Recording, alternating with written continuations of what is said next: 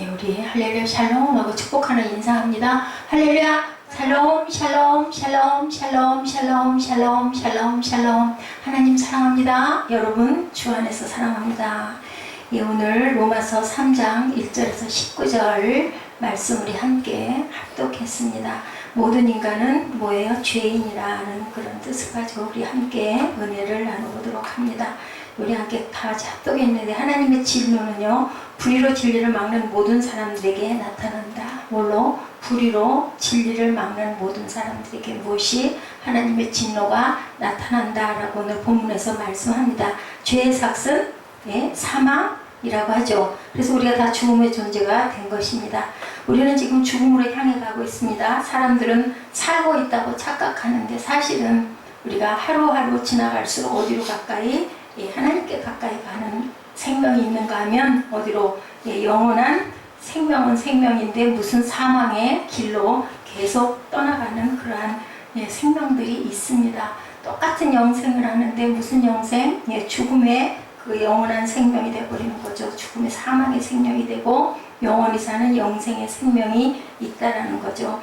우리는 지금 죽음으로 계속 그렇게 가고 있어요. 히브리서 9장 2절에 한 번 죽는 것은 사람에게 정해진 것이요, 그 후에는 뭐가? 심판이 있으리라. 이 말씀이 굉장히 두렵고 무섭고 별로 그렇게 설교하기도, 또한 받는 사람도 마음에 부담이 갈 수 있지만 사실이기 때문에 우리가 이 부분을 항상 돌이켜볼 줄 알아야 된다.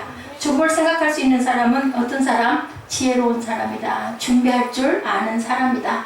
하나님을 온전하게 믿고 구원의 신앙을 갖고 있는 사람들은 죽으나 사나 주님의 것이니까 어느 곳에 있든지 저희들은 항상 준비하고 정리하고 정돈하고 갈 줄 알아야 되고, 너무 세상 것에 연연할 필요도 없고, 그렇다고 해서 세상에서 격리돼서 사는 것도 아니죠. 우리가 열심히 사는 장소에서 최선을 다하고, 또 내 것에 연연하지 말고, 또 주변에 나누고 말씀도 나누고, 우리가 할 수 있다면 서로 지혜도 나누고, 또 위로도 나누고, 또 기뻐하기도 하고 같이 슬퍼하기도 하는 그러한 생명들이 다 돼야 된다. 우리가 죽게 되면 뭘로? 사람대로 우리가 어떻게 살았느냐에 따라서 모두 다 심판을 받는다. 이쪽 뒤로 해서 하지. 그래서 재판이나 심판은 죄가 있는 사람에게는 아주 무섭죠. 재판받는다 그러면 왠지 모르게 가슴이 떨립니다. 그리고 뭐예요? 증인하는 증언석에 가는 사람들도 보면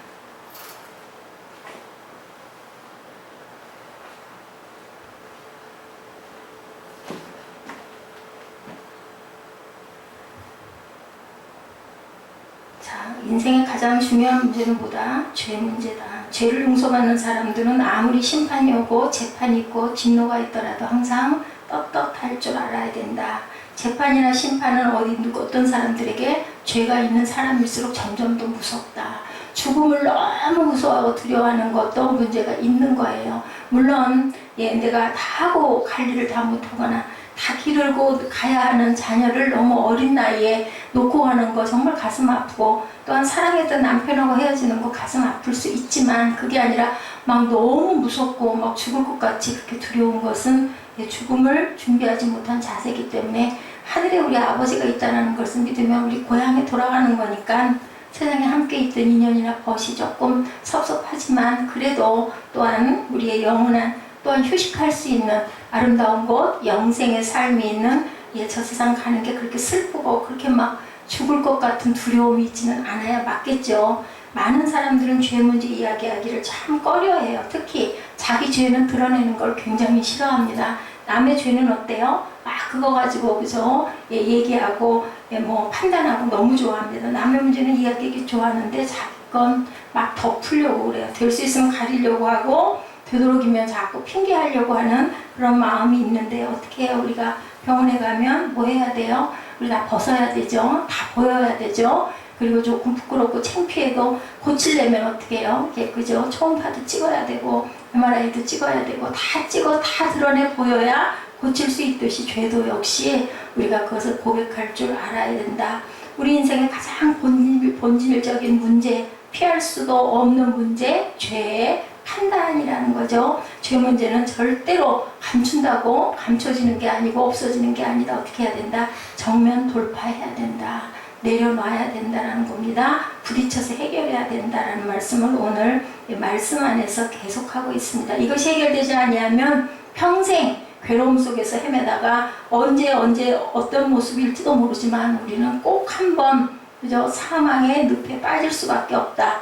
겉으로는 아무 문제가 없는 것 같아. 드러나지 않는 죄인들은 오히려 드러난 죄인들이 회개를 더 빨리 하고 하나님의 품에 안기는 사람들. 그래서 교도소에서 전도가 아주 잘 된다고 그래요. 자기 죄에 대해서 돌아보고 이제는 정말 꽁꽁 묻혀 하고 싶은 거를 마음대로 할 수 없는 사람들로 있다 보니까 할 게 없잖아요. 그래서 성경도 보고 말씀도 듣게 되고 그러다 보면 자기의 죄를 어차피 드러난 죄니까 뉘우치고 회개하고 하나님의 품에 안기는 사람들이 참 많다고 합니다.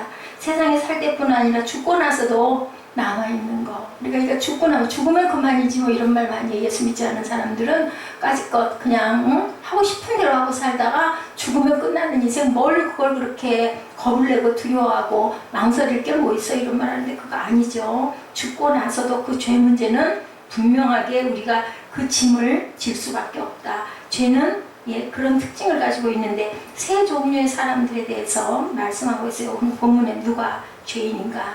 누가 하나님의 심판을 받나? 사도 바울은 세 종류의 사람이 심판을 받는다. 첫째 종류의 사람은 속에 있는 죄가 모든 사람이 다 볼 수 있도록 아까 얘기한 것처럼 드러난 사람. 이런 사람들에게는 하나님의 진노가 반드시 분명히 있습니다. 그런데 드러난 사람뿐만이 아니라 드러나지 않은 죄도 하나님은 똑같이 안다. 많은 죄를 지었거나 조그만 죄를 지었거나 양을 갖고 따지지 않는다. 중요한 거 중심을 보신다라는 말씀을 우리가 항상 하죠. 남을 비판하는 사람들, 그리고 충고하는 사람들, 그리고 정죄하는 사람들까지도 그것도 죄라고 말씀을 하세요. 근데 우리는 참 받은 교육이 있어서 그런지 우리 옳고 그름에 대한 게 잘 보이잖아요. 그러면 그 잘못한 거 가지고 가만히를 못 있어요. 저는 그것도 하나님의 성품을 조금 닮은 게 아닌가. 우리가 하나님의 형상대로 지어졌기 때문에 우리 마음속에 또 숨겨져 있는 죄까지도 또 조금 양심적인 사람들은 조금 좀 크리스찬 속에 속해 있는 사람들은 죄를 짓고 나면 마음이 막 불편하죠. 괴롭죠. 어떻게든지 그거를 해결을 해야 되고 아니면 사과를 해야 되고 기도를 해야 되고 풀어야 되고 미움을 비워야 되는데 그렇지 못한 사람들은 뭐 그 정도쯤이야. 약간의 반항적인 마음을 갖게도 된다. 이런 사람들은 하나님께서 분명히 속에 있는 죄까지도 다 끄집어내서 심판을 하신다. 두 번째 종류의 사람들, 그러니까 겉으로 드러난 사람들의 죄예요. 그걸 또한 심판하고 비판하는 사람들 역시도 판단을 받는다는 말씀. 그것은 우리 몫이 아니기 때문에 두 번째 종류의 죄가 드러나지 않은 사람에게도 진노가 있다고 성경은 오늘 말씀하시죠. 이런 사람들은 남을 심판하고 재판하는 사람들이다. 아까 얘기한 것처럼 자칭 어떻다고 나는 그래도 이만하면 나는 그래도 그 정도로 죄를 짓지는 않아. 나름대로 선하다고 말하는 사람들, 착하고 윤리적으로 도덕적으로 꽤 나는 그만하면 괜찮게 살고 있다라고 생각하는 사람들이 이런 죄를 짓는다라고 본문에 말씀합니다. 그 사람은 심판을 받지 않을까? 남을 판단하는 그 사람은 심판을 받죠. 그 사람에게도 하나님의 심판이 있다. 또 한 종류의 세 번째 사람들, 이들은 종교적인 사람들, 유대인들, 종교인들 또한 그저 그 종교적인 부분의 그 행사를 치르는 누구요? 하나님의 그 종들, 그릇들 이런 사람들에게도 심판은 분명히 있다. 내가 주님의 일을 했다고 해서 내가 주님을 잘 섬기고 봉사를 했다고 해서 내가 직분을 귀하게 받았다고 해서 내가 하나님의 종이라고 해서 선교사라고 해서 절대로 예외는 없다. 오히려 그것은 더 엄한 질책과 심판을 왜 가리키는 자였기 때문에 전하는 자였기 때문에 입술로 전하면서 너도 안 지켜? 굉장히 어려운 문제죠. 그래서 선생되기를 너무 좋아하지 말라고 야고보 사도가 그렇게 얘기합니다. 유대인의 특권 이 문제에 대해서 선택받은 유대인들은 절대로 동의하지 않으려고 그래요. 아유 나는 달라. 나는 구별된 사람이야. 나는 그래도 당신들하고는 다르지. 근데 하나님께서는 오늘 본문에서 절대로 유대인이나 헬라인이나 누구에게나 똑같다라고 말씀을 하고 계신다라는 것. 그런데 유대인들은 엄청나게 선민사상 특권의식이 굉장하다고 합니다. 그 유대인과 친구가 된 어떤 목사님의 얘기가 굉장히 친해서 서로 얘기를 하는데도 죽어도 끝끝내 나는 당신하고는 다르다라고 얘기를 하더라는 것을 제가 간증해서 읽었습니다. 하나님의 말씀에 위탁을 받은 사람들, 똑같은 우리들이 어떻게 그런 취급을 받냐? 우리는 그래도 다르잖아. 하나님과 직접 은혜를 받고 기름 부음을 받았는데 어떻게 일반 성도들하고 같으냐? 아니죠. 오히려 더 야단을 맞습니다. 로마서 3장 1절에서 그러므로 유대인의 나음이 무엇이며 할례의 유익이 무엇이뇨? 라고 말씀합니다. 유대인들은 당연히 이렇게 질문해요. 유대인이 선택받았다는 것은 무슨 뜻인가? 똑같이 심판을 받는다면 이건 뭐야? 뭐 똑같다면 뭐 그럴 필요도 없는 거 아니야? 그런데 유대인과 이방인의 차이는 과연 뭔가? 할례를 특별히 받아야 할 이유가 그렇다면 없지 않는가? 근데 바울 사도는 얘기합니다. 예, 맞다, 틀리다. 구별되기는 구별된다라고 말씀해요. 오늘 본문 2절에 뭐라고 말씀하시나 우리 한번 볼까요? 본문 2절에 뭐라 그래요? 범사에 많으니 우선은 그들이 하나님의 말씀을 맡았습니다. 자, 1절 그런즉 유대인의 나음이 무엇이며 할례의 유익이 무엇이냐? 범사에 많으니 많다. 다름이 많은데 그들이 하나님의 말씀을 맡았다. 어떻게 알고 맡았다? 전하려고 맡았다. 3절에 어떤 자들이 믿지 아니하였으면 어찌하리요? 그 믿지 아니함이 하나님의 미쁘심을 패하겠느냐? 예, 믿지 않는다고 하나님의 미쁘심, 하나님의 신실하심이라고 그러죠? 미쁘다라는 뜻은 예, 절대로 패할 수도 없다라는 거죠. 할례를 받았다고 하는 것은 어떤 의미에서는 정말 특별하다, 특권이다. 사도 바울도 그렇게 인정을 합니다. 로마서 9장에 보면요. 로마서 9장 4절 5절 우리 함께 볼까요? 로마서 9장 4절 5절 사무엘은 앉아가지고 또 한눈을 팔어 좀 잤으면은 일어나서 성경도 함께 찾아서 열심히 읽으면 좋지 않을까? 로마서 9장 4절 5절 우리 함께 봅니다. 저희는 이스라엘 사람이라 저희에게는 양자됨과 영광과 언약들과 율법을 세우신 것과 예배와 약속들이 있고 조상들의 축복이 저희 것이요 육신으로 하면 그리스도가 저희에게 나셨으니 저는 만물 위에 계셔 세세의 찬양을 받으실 하나님이시라. 이스라엘 백성들이 받은 축복이 엄청나게 많다. 뭐라고요? 양자됨, 언약, 영광, 율법, 예배, 약속, 조상, 그리스도까지 그들에게 주셨다. 그러니까 할례를 받은 자들, 특별히 구별된 자들은 이런 축복을 주셨다라는 거예요. 예, 저희들에게 이스라엘 사람이라 저희에게는 양자됨과 영광과 언약과 율법을 세우신 것과 예배와 약속들이 있고 조상들도 저희 것이요 육신으로 하면 그리스도가 저희에게 나셨다. 저는 만물 위에 계셔 세세의 찬양을 받으실 하나님이시다. 저는 누구예요? 하나님에 대한 것을 가리키죠. 이런 축복을 가지고 태어나 자랑할 만하죠. 그렇기 때문에 그들의 선택의 의식은 뿌리를 뽑기가 어렵다. 그러면 어떻게 해요? 우리가 누리려면 뭐가 있어야 될까요? 책임을 다해야 될 그런 큰 책임이 있어요. 그렇게 특별히 사랑해서 뽑으셨는데 우리 성경이 뭐라고 그러세요? 오늘 우리 신명기에도 말씀하죠. 그들이 뭐 대단히 착하고 대단히 강하고 대단히 뛰어나고 똑똑해서가 아니다. 뭐 때문에? 하나님의 사랑 때문에 오히려 더 연약하고 작고 약하고 보잘것없어서 내가 그들을 뽑았다라고 분명히 말씀하시죠. 2절에서 얘기한 대로 하나님의 말씀을 맡은 축복, 그 축복은 맞다라는 거예요. 우리가 세상에 어떤 일을 맡아도 축복이다. 각각 모양이 다르고 생김이 다르고 종류가 달라도 세상에서 성공하는 것, 진리를 발견하는 것도 축복이죠. 세상에서 나름대로 살아갈 때 다른 사람보다 조금 뛰어난 것도 축복이에요. 그런데 우리가 세상의 진리를 깨달아도 그것도 축복인데 하나님의 진리를 맡았다면 얼마나 큰 축복인가, 얼마나 대단한 자부심인가.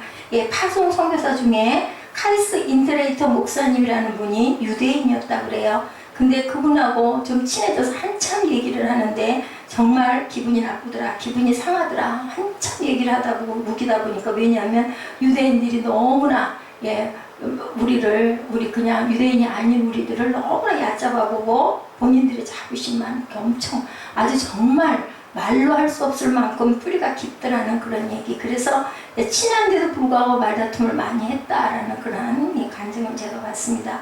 언제부터 당신이 유대인이었는가? 유대인이 되기 전까지는 당신도 이방인이 아니었니? 하고 물어봤다고 합니다. 그리고 그 사람은요, 우리들은 하등 그러니까 너희들은 하던 상품이고 우리는 극상품이다. 그렇게 표현을 해서 얘기를 해서 정말 도저히 방법이 없었다라는 얘기를 들었습니다. 그래서 서로 허물이 없는 사이다. 그래서 아니다. 똑같이 당신이나 나나 우리는 똑같은 하나님의 자녀다. 아니다. 우리는 처음부터 민족의 뿌리부터 우리는 특별히 구별된 선민이다. 이렇게 얘기를 하더랍니다. 유대인들을 보면 그렇게 자신들의 특별한 선민의식이 강하다. 예, 너희들도 아랍인들과 싸우고 우리도 북한하고 늘 대치해서 너희 신정을 안다라고 얘기를 했더니 그는 웃더라고 합니다. 남북 정도의 상태를 가지고 우리를 어떻게 아느냐. 너희들 남과 북이 나뉜 거 가지고 우리를 얘기하지 마라.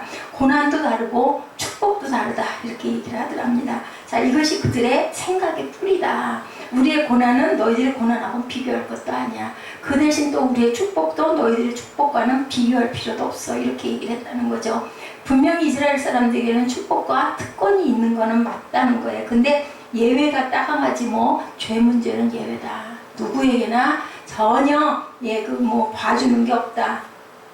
우리들 무슨 말 잘해요? 빽 소리 잘하지 빽. 그래서 빽 좋아하는 사람은 빽 하고 죽는다는 그 옛날에 한참 그 유행하던 유행어도 있었습니다. 근데 하나님께서는 죄 문제만은 어떤 누구도 마음의 합판자라고 했던 다윗도 예외가 아니었었죠. 예, 모세도 예외가 아니었었습니다.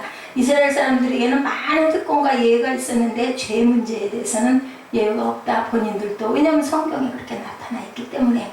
가장 본질적 문제 해결 뭐예요? 죄 문제.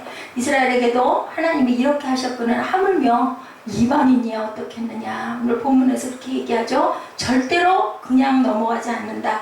그래서 누구든지 죄 문제는 예외가 아니다 하면서 요한복음 14장 9절에도 나는 길이요 생명이니 나로 말미암지 않고는 누구도 하나님께로 나갈 자가 없다라고 말씀하죠. 내가 목사고 유대인이고 성직자라 할지라도 예수 그리스도의 이름으로 죄사함을 받지 않으면 구원은 절대로 없다. 예, 오늘 3절에 어떻게 말씀하셨어요? 우리 사정 말씀 다시 한번 봅니다. 본문 3절입니다. 어떤 자들이 믿지 아니하였으면 어찌하리요? 그 믿지 아니함이 하나님이 미쁘심을 패하겠느냐? 안 믿는다고 그래서 하나님의 신실한 것을 패할 수는 없다. 사람은 다 거짓되되 오직 누구는 참되시다. 하나님만은 참되시다. 그래서 기록된 바 주께서 주의 말씀에 의롭다함을 얻으시고 판단받으실 때에 이기려 하심과 같으니라 라고 4절에도 그렇게 증거하고 있습니다.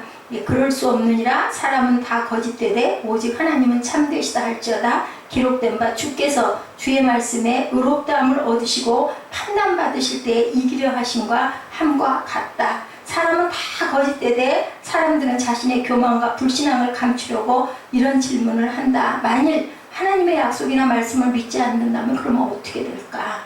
믿지 아니한 것 때문에 하나님의 신실함을 패할 수 있겠느냐? 그럴 수 없겠죠. 믿지 않는데 어떻게 한다 하는 말이냐. 여러분이 태양을 믿지 않는다고 태양이 없어지는 게 아니에요. 그죠? 그리고 전에 제가 한번 증거한 말씀 중에 이름이 있다라는 건 그것이 있다라는 거죠. 그렇기 때문에 하나님을 우리가 부른 것은 하나님이 계시기 때문에 이름이 없는 물건은 이름 붙여진 거는 없어요. 뭐 있다가 없어진 것들은 있을 수 있지만 진리를 거부한다고 해서 진리가 사라지지 않는다.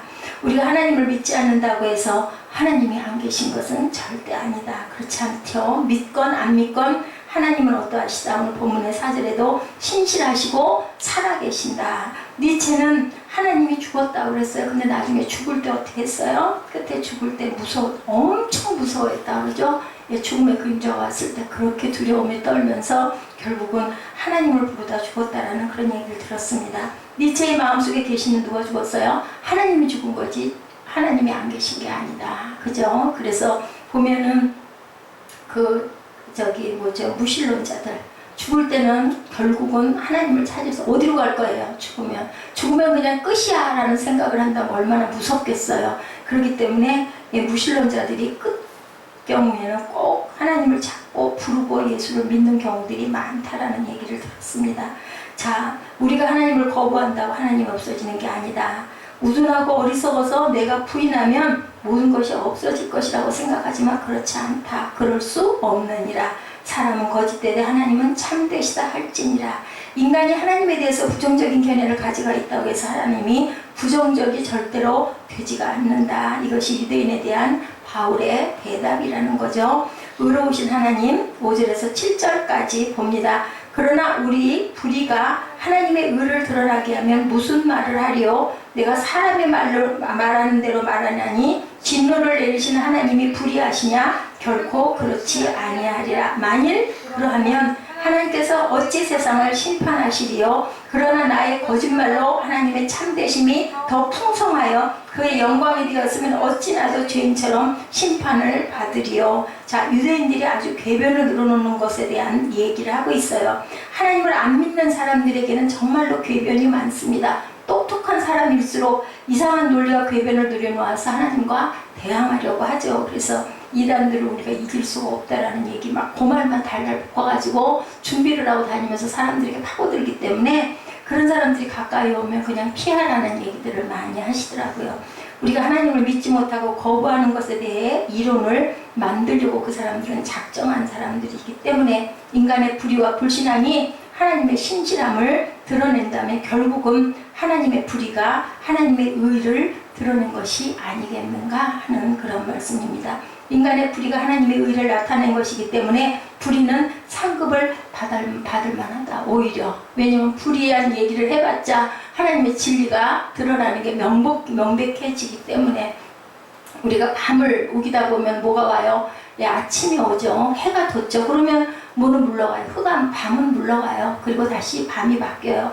저는 요즘에 많이 생각하는 게 한여름에 너무너무 더웠잖아요. 그러면서 기다리는 게 가을이었어요. 근데 정말 있잖아요. 말복 이틀 전에 어느 날 밤에 바람이 그냥 부는데 그렇게 시원한 느낌이 드는 바람, 그 더운 바람이 아니라 자연바람, 그리고 여기하고 집하고 공기가 엄청 다른 걸 느껴요. 여기다가 머리가 아프다가도 집에를 들어가면은 덥기는 한데 머리는 개운해지더라고요. 그래서 확실히 정말 자연이 얼마나 좋은가. 근데 거기서 뭐를 생각했냐면 하나님의 그 진리를 느껴요. 왜냐하면 계절이 어김없이 오거든요. 그럼 우리에게 주시는 그 진리의 말씀도 어김없이 맞는 얘기인 거예요. 근데 사람들은 모르잖아요. 계절이 바뀌어서 겨울 지나고 나면 그죠? 새싹이 돋고 그 죽은 것 같은 고목에서 이파리가 나는 거, 그거 기적 같아. 다 죽은 나무 같은데도 그거는 믿으면서 하나님이 살아계신다라는 것들은 사람들이 믿지 않으려고 하는 건 왜 그럴까? 자연은 누가 만들었을까? 저는 자연 속에서, 계절 속에서 하나님을 느낍니다. 분명히 오거든요. 정말 신기할 만큼 말복 지나고 나면 아침, 밤은 그래도 달라요. 그리고 가끔 살짝 스치는 그 바람이 가을을 얘기하게 해주고, 그리고 나면은 어느새 정말 낙엽이 진 가을이 오고, 그러다 보면 또 겨울철이 다가오죠. 누가 그런 얘기 하더라고요. 봄, 여름, 가을, 겨울에서 봄이 너무너무 짧다. 이제는 봄이 없고 바로 겨울에서 정말 어느 사이인가 금방 여름이 돼버린다. 그 이유가 봄이라는 단어가 너무 짧아서 봄, 여름, 가을, 겨울이니까 한 토막밖에 안 되니까 봄은 그냥 없어진다. 근데 그 말이 참 그럴듯하다. 그런데 우리나라는 유독 하나님이 사랑하셔서 사계절을 주셨다라는 거, 그만큼 우리는 있잖아요. 4배로, 그죠? 한 계절만 있는 나라보다도 4배로 하나님의 순결을 더 느낄 수 있으니 얼마나 축복인가. 산을 가나 바다를 가나 물결을 보나 강을 보나 그것은 누구의 작품? 하나님의 작품이에요. 우리 아버지의 작품이기 때문에 자연을 볼 때, 여행을 할 때, 그때도 그죠? 스치는 나무까지 바람결 속에서도 하나님을 느끼시고 기쁨을 노래하시는 저와 여러분 되시기 바랍니다. 이 눈에 보여요. 근데도 사람들은 하나님이 없다 해요. 근데 오늘 말씀에 없다 한들 없겠느냐, 진리가 없다 한들 진리가 없겠느냐라고 오히려 사도 바울은 반문을 하도록 우리에게 질문을 하고 있습니다. 계시죠? 분명히 가룟 유다가 예수님을 죽도록 만들었으니까 어떤 사람들은 구원 사역에 공헌한 사람이다. 그래서 그 사람도 대단하다라고 이런 아주 억측스러운 말을 한다고 합니다. 예수님이 죽어야 그의 피로 모든 사람이 구원을 받을 것이기 때문에 가룟 유다도 큰 일을 했다. 이렇게 얘기를 한다고 합니다. 궤변이죠. 인간의 불의가 하나님의 의를 드러낸 것이면 인간의 불의가 하나님의 일을 이루는데 도움이 되는 것이 아니냐는 거예요. 그런데 왜 불의한 사람에게 진노를 내리는가? 그렇다면 하나님은 불의하지 않는가 이렇게 거꾸로 궤변을 말하는 사람들이 있는데 사도 바울은 6절에서 말씀하죠. 결코 그렇지 않다. 6절 보죠. 뭐라고 말씀하셨어요?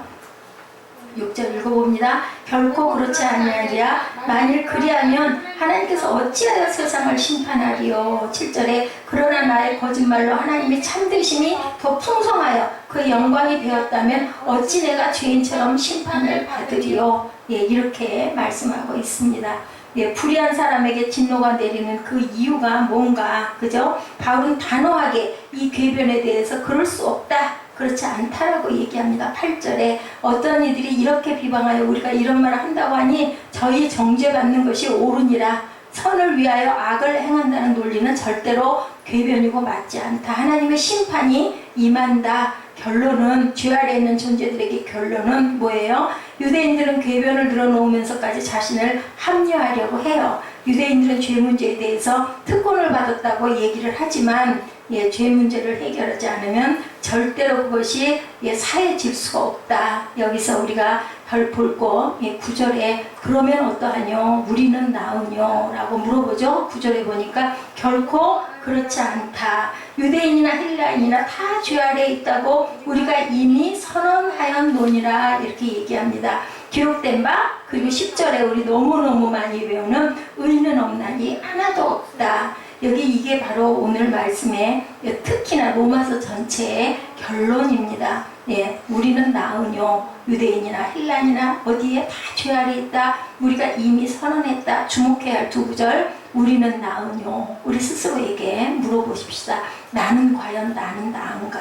그리고 나는 회개 안 해도 되나? 나는 목사니까 회개 안 해도 될까? 아유, 나는 하나님을 엄청 사랑해서 이렇게 많이 섬기니까 회개 안 해도 될까? 구원받을 수 있는가? 아니죠. 말하나 마나 뻔한 답이에요. 절대로 그럴 수 없는 일이에요. 내 죄 문제를 건드리지 않고는 절대로 구원받을 수가 없다. 전도하지 않아도 뭐 구원은 받지. 전도는 전도하는 거 잘하는 사람이 하는 거지. 아니죠.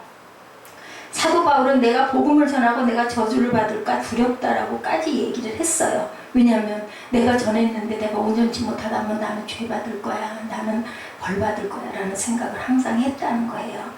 누구든지 예수 그리스도의 피로 구원을 받지 않으면 천하의 그리스도 예수의 이름 외에는 구원은 절대로 없다라고 얘기하죠. 자, 로버트 슐러 목사가 절대 그런 말 하는 것은 안 된다. 뭐 하면 된다. 그는 하면 된다. 믿으면 된다. 적극적으로 살아라. 이런 이야기들을 항상 했다고 합니다. 그러나 죄 문제를 통과하지 않고는 구원은 절대로 없다. 그것을 숨기고 변명하는 것은 결코 뭐다? 다 죄 아래라는 말로밖에는 통하지 않는다. 영웅이든 대통령이든 성자이든 누구든 그죠? 아무리 돈이 많은 사람이라도 죽음을 피해갈 수 없듯이 죄 문제가 해결되지 않고는 우리가 천국에 절대로 들어갈 수가 없다. 죄인끼리 더 잘났다고 못났다고 아무리 해봤댔자 우리 그 전에 그런 얘기 있죠? 도토리가 키를 재봤댔자 고놈이다 라는 얘기입니다. 인간이 해 아래서 살고 있지 해 위에서 살고 있는 자는 아무도 없다. 태양도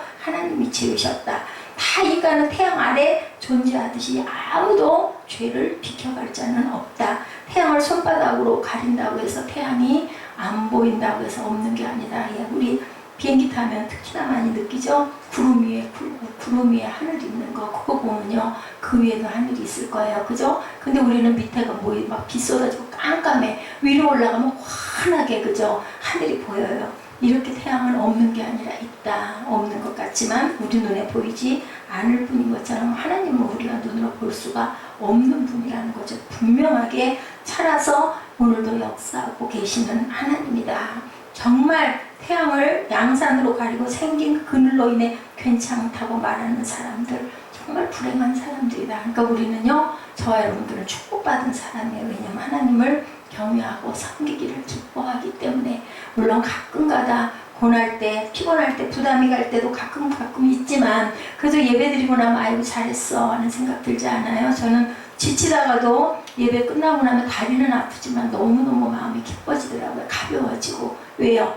하나님 말씀 증거하고 전하면서 내가 나를 돌아보고 깨닫고 느끼기 때문에.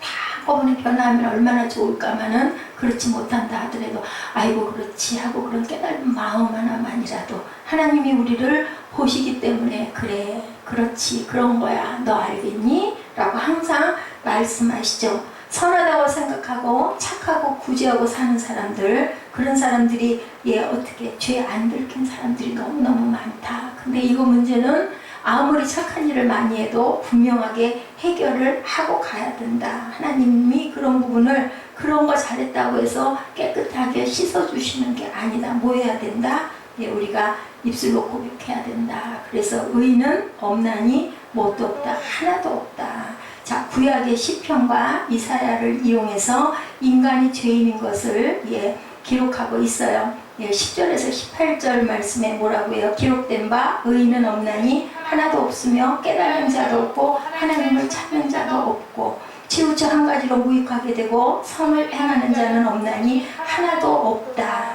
시편에도 보니까 저희 그리고 그 다음 절에 저희 목구멍은 열린 무덤이요 그 혀로는 속임을 베풀며 입술에는 독사의 독이 있고 그 입에는 저주와 악독이 가득하고 그 발은 피 흘리는 데 빠른지라 파멸과 고생이 그 길에 있어. 너무너무 무서운 말씀인데 가만히 음미해 보면 정말 맞는 말씀만 구구절절이 나와 있거든요. 평강의 길을 알지 못하였고 저희 눈앞에 하나님을 두려워함이 없느니라 한것 같으니라. 아멘. 아멘입니다. 자, 여러분과 저의 모습은 어떤가? 너희들 돌이켜봐라. 10절에서 18절 사이에 세가 써요. 없다라는 말 7번 정도 나와요. 우리 지금 읽은 이것을 쭉 읽으면요. 기록된 바 의인은 없나니 하나도 없으며 깨달은 자도 없고 하나님을 찾는 자도 없고 그리고 선을 행하는 자는 없나니 하나도 없도다. 그리고 그 발은 피 흘리는 데 빠른지라 파멸과 고생이 그 길에 있어 라고 나오죠. 그래서 보니까 세어봤더니 하나 둘 셋 넷 다섯 여섯 해가지고 7개예요. 7개. 자, 평강의 길을 알지 못하였고 저희 눈앞에 하나님을 두려워함이 없느니라 함과 같으니라. 7번이 뭐예요? 완전 숫자죠. 그래서 7번으로 드러나 있다. 그래서 의인은 없나니 하나도 없다. 죄가 드러났건 안 왔건 성경은 인간에게 대한 정의를 이렇게 얘기하고 있습니다. 오늘 본문의 10절에서 18절 말씀을 깊이 묵상하시기 바랍니다. 자, 이래서 보니 10절과 12절에는 일반적인 죄 상태에 대해서 말하고 13절에서 14절에는 입술로 저지르는 모든 죄에 대해서 얘기하고 있고 15절에서 17절에는 행위에 대한 모든 죄를 이야기하고 있습니다. 18절에는 죄의 원천에 대해서 얘기하고 있는데요. 자, 10절에서 12절 말씀 우리 읽고 한번 볼까요? 일반적인 죄 상태 10절에서 12절입니다. 기록된 바 의인은 없나니 하나님도 없으며 깨달는 자도 없고 하나님을 찾는 자도 없고 다 치우쳐 함께 무익하게 되고 선을 행하는 자는 없나니 하나도 없다. 뭐라고요? 일반적인 죄. 13, 14절에는 입술로 저지르는 모든 죄에 대해서 13, 14절 그들의 목구멍은 열린 무덤이요 그 혀로는 속임을 일삼으며 그 입술에는 독사의 독이 있고 그 입에는 저주와 악독이 가득하니라. 자, 이거는 입술로 지은 죄. 15에서 17절 행위에 대한 죄. 그 발은 피 흘리는 데 빠른지라 파멸과 고생이 그 길에 있어 평강의 길을 알지 못하였고 이렇게 얘기합니다. 18절에는 죄의 원천은 그들의 눈앞에 하나님을 두려워함이 없느니라 함과 같으니라.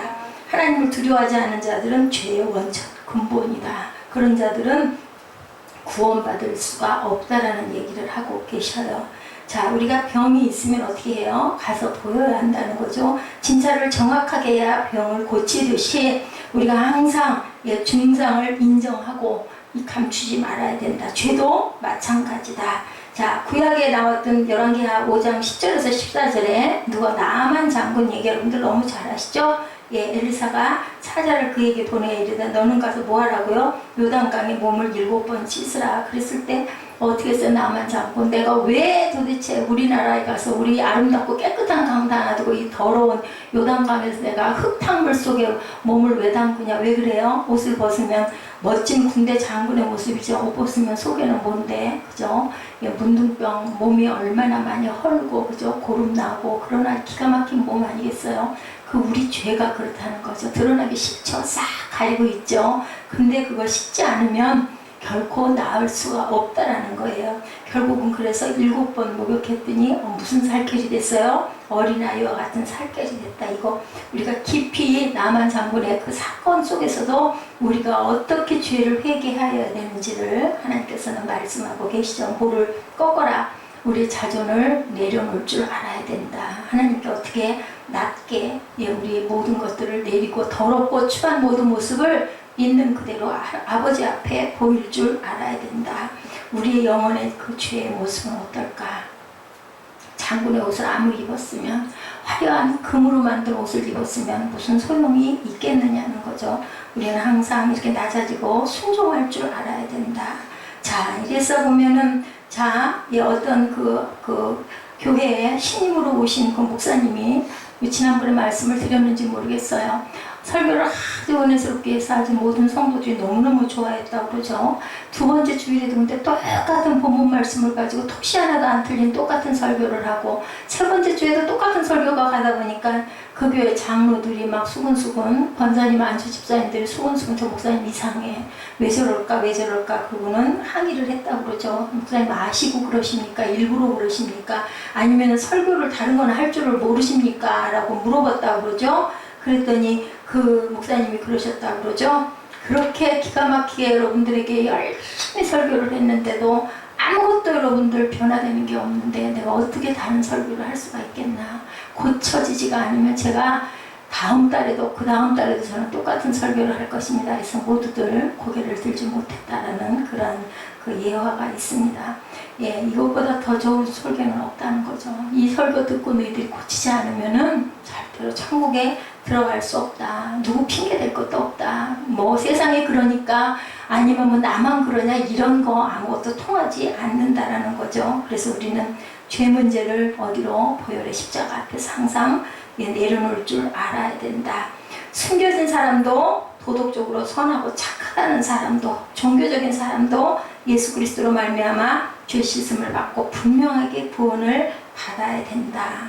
하나님은 무엇으로? 우리 뒤에 항상 붙어있죠. 불꽃 같은 눈으로 우리를 감찰하고 계신다. 자, 우리의 모든 죄를 어디로? 하나님 앞에. 이사야 1장 18절 말씀이에요. 진홍같이 붉을지라도 모같이 눈과 같이 희어질 것이요 양털같이 깨끗해질 것이다. 시편 103편 12절에서 14절 말씀해 보니 너희 죄가 동이 서에서 먼 것 같이 멀리하여질 것이며 깊은 바다에 던지는 것처럼 던져지게 할 것이다. 그래서 우리의 체질을 아시는 하나님께서는 우리가 단지 먼지뿐임을 아신다라고 이렇게 말씀하고 있습니다. 우리가 주 앞에 늦기 전에 우리에게 시간 주셨을 때, 우리에게 매일의 일상과 우리의 생명과 우리의 삶을 주신 것은 기회를 주신 것이라는 것.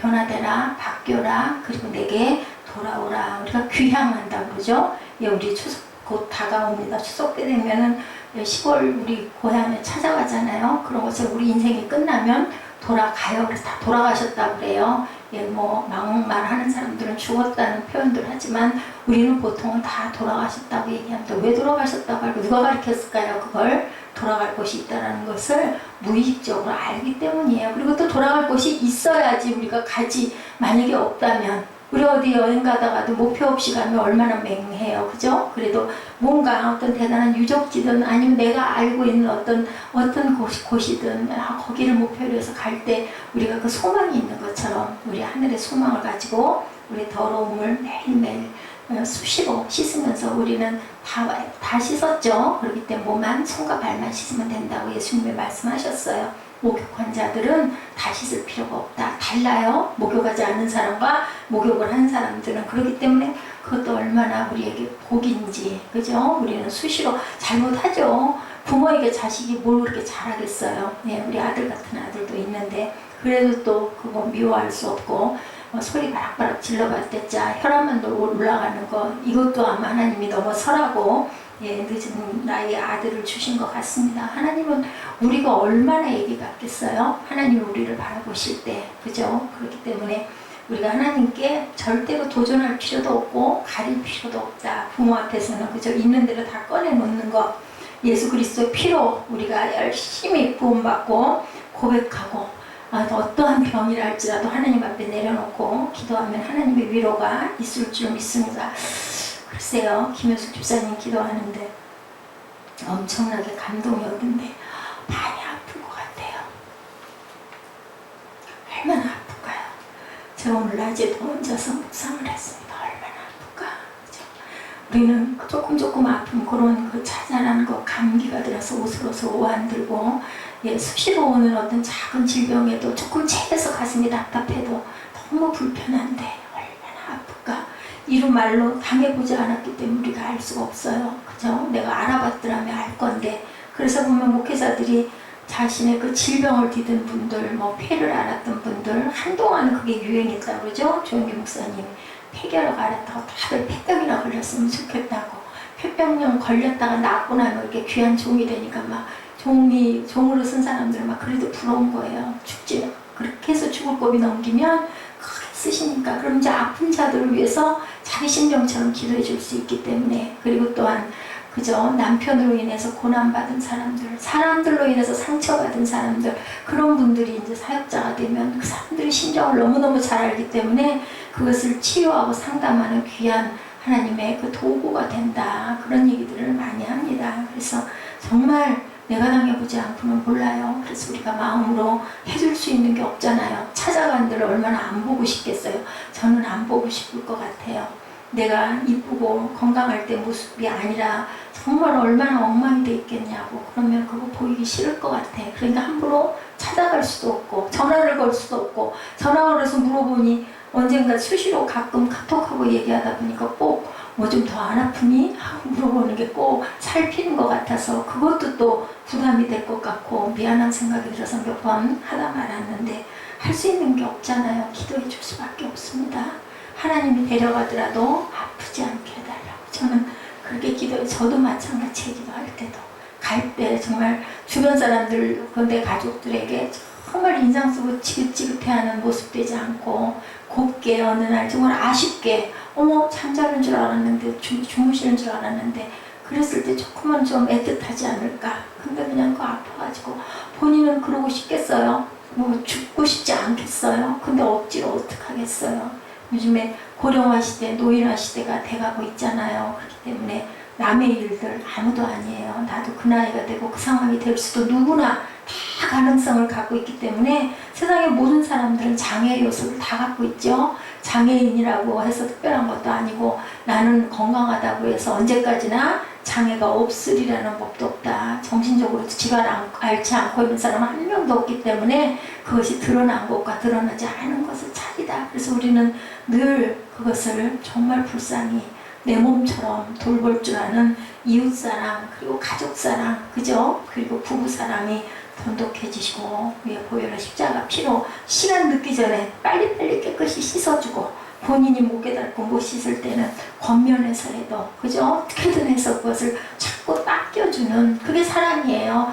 늘상 그냥 너 편한 대로 해라 이것만도 아니죠. 물론 시와 때는 하나님이 아시지만 우리는 그래도 책임이 있어요. 가족으로 묶어주시고 부부로 묶어주셨다면 분명히 걔가 못하는 거 네가 해라 라는 책임이 있다는 걸 아시고 우리가 구원하고 구원의 길로 인도하는 하나님의 귀한 통로들, 기도의 도구들 되시기를 주님의 이름으로 축복합니다. 기도하시겠습니다. 야훼를 기뻐하라. 그가 내 마음의 소원을 내게 이루어 주시리로다. 내 길을 야훼께 맡기라. 그를 의지하면 그가 이루시고 내 의를 빛같이 나타내시며 내 공의를 정오의 빛같이 하시리로다. 그러나 온유한 자들은 땅을 차지하며 풍성한 화평으로 즐거워하리라. 하나님 감사합니다.